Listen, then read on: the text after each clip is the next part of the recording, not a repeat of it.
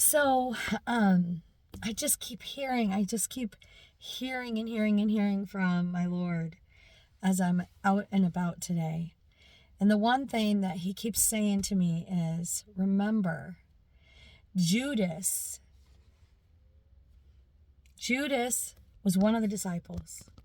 He was a disciple that looked like the disciples. He trained up with the disciples. He knew everything that the disciples knew.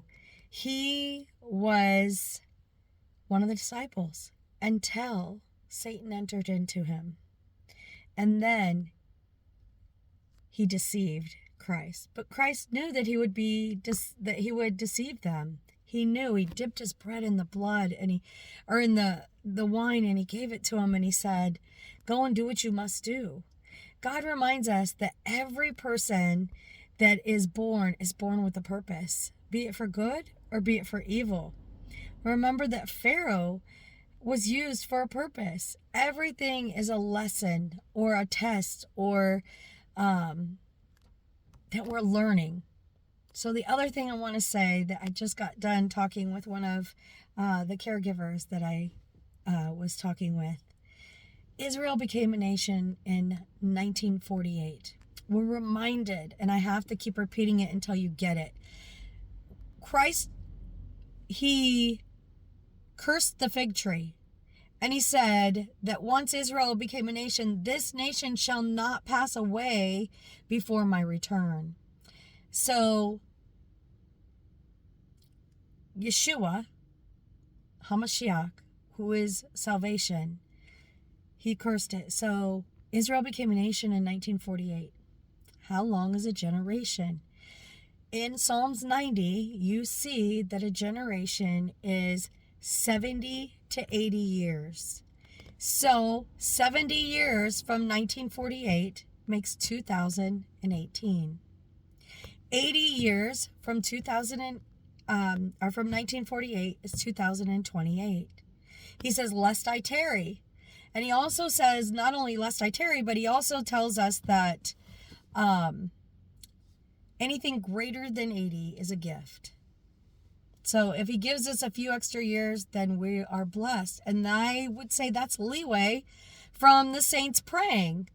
The other thing that I want to state, and I'm stepping out in boldness and I'm feeling the warmth already come over me. As he's been showing me, lest us be fooled. Remember that Eve was deceived in the garden. And remember that all of Noah's ark, when he built the ark, that they didn't listen. They did not listen. And until it was too late, and they were found banging on the door to let him in. We're reminded that the 10 virgins, history repeats itself, the 10 virgins, 5 of them were wise, 5 were foolish. The 5 wise ones, they prepared and they were always ready for the return of their husband, their bridegroom. But the other unwise, foolish ones, they were banging on the door afterwards. It was too late. We're reminded every story in the Bible. We're reminded of the sower of the seeds. The heart wasn't right. So when the word came and the seed was planted, we're reminded that it fell on rocky ground. When the water came, it washed it away. Some was laid on top. And when the wind came, any wind of doctrine came by, it blew it away. We're reminded of the banquet. Everybody was invited. Many people had excuses. They didn't. So Christ said, "Go out to the byways and highways and bring in the prostitutes, the homeless, those that will honor me." People were too busy in life. They wanted the world. They wanted what they wanted. They were doing their own thing. They were marrying, drinking, partying, getting drunk, having orgies, all of the things. In the midst of that, they were missing the mark. We have somebody that everybody has idolized and worshiped and that has been brought in. We're reminded that these are 2 corrupt wings on the same bird.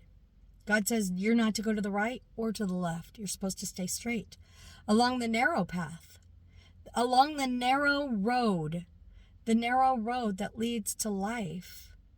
In the midst of this time, we have something we look back, and he's reminded me that there was an Abrahamic accord that was signed and shook on that made prophecy fulfill. Then we see in the midst of the Abrahamic accord, there was a coin, a Jewish coin to get into the temple that had this man's face on one side, do your homework, and the prime minister on the other side. We're also reminded that this person that just came in has Ark of Covenant in total gold in their living room, in their own home. We're reminded also that this gentleman, by Judaism, was crowned Prince of Peace.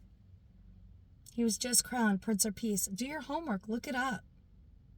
Not only was he crowned Prince of Peace, but also England has just united and ushered him in, accepted him. That's where the Vatican sits, on 7 hills. Do your homework.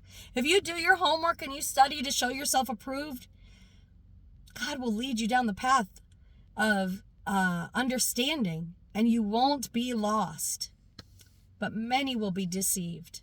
But more than that, they are worshiping this man. And Heavenly Father's not going to have it. But at the same time, it's all a game, and we're in the midst of it.